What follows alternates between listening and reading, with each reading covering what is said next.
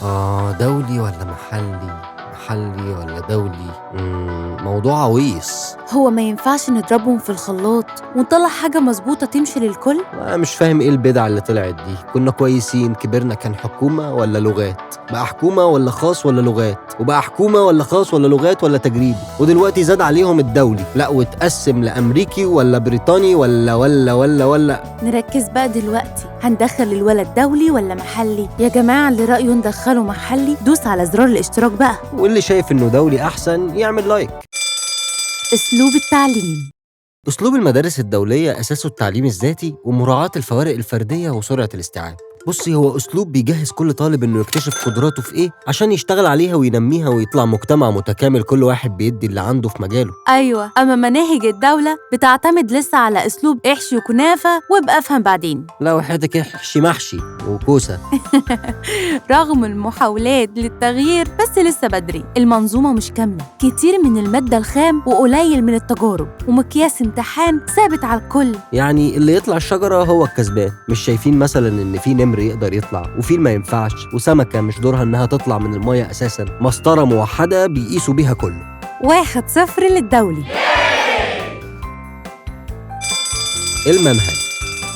المنهج المصري في مضمونه تمام، المشكلة في تطبيقه وأسلوب تدريسه. وخلي بالك من دي قوي، الطالب الشاطر بيطلع واحد عنده مبادئ كل المواد موجودة من كل بستان زهرة يعني. وما بقارن طالب شاطر بطالب عادي من الدولي، المحلي يكسب طبعا، بس مش بالساهل برضه.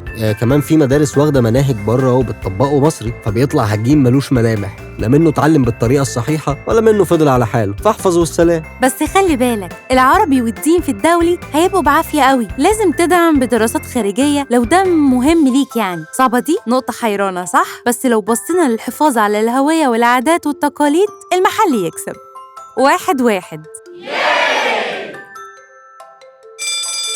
البيئة المحيطة. لو عارف إن ولادك من الأولاد اللي بيبصوا لبعضهم، يبقى ما تصعبهاش عليهم، المحلي ياخد النقطة دي وإنت مغمض. ولو مش هتقدر تجاري البيئة الدولية، يبقى بلاها. الموضوع مش مقتصر على المصاريف واللبس.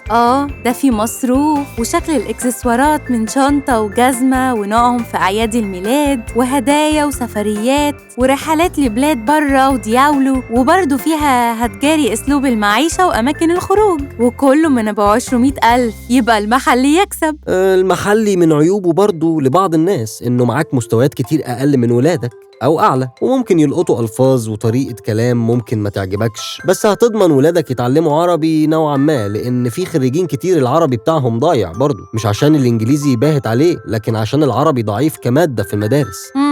نقطة حيرانة. أقول 0 للاتنين يعني بسبب عيب فينا يعني إحنا مثلا. 0 للاتنين. المدرسين.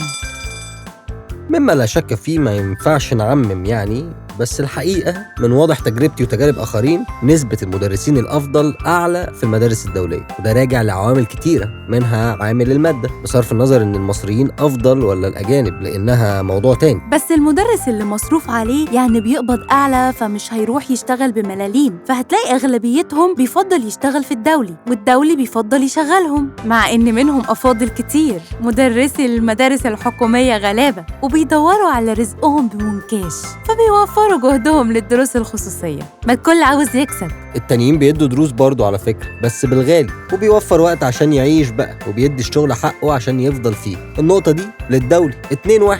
ماشي. المكان.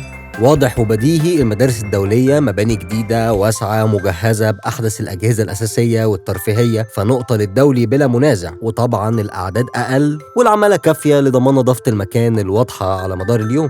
ده كمان بيخلق بيئة مناسبة للتعود على الجمال والنظافة، يعني بدل من اعتياد القبح والهرجلة وعدم النظام والنظافة. وإن كان يعني في بعض المدارس اللي مصنفة نفسها أمريكان ولا دولية، ليس بالعامل الأساسي يعني، أو يعني اتمصر على إيدين الإداريين المحنكين للأسف.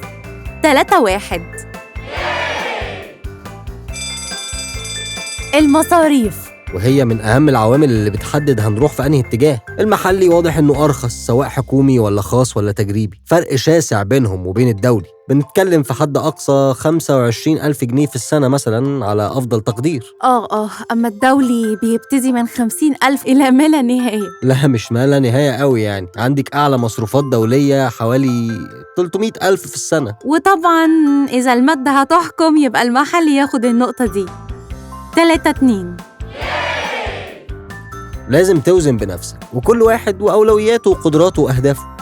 صوتك لمين المرة دي؟ احنا النهاردة صوتنا كان للدولي، بس يا ترى انت صوتك لمين؟ هيظهر قدامك على الشاشة 2 من أكتر الماتشات إثارة. انجوي!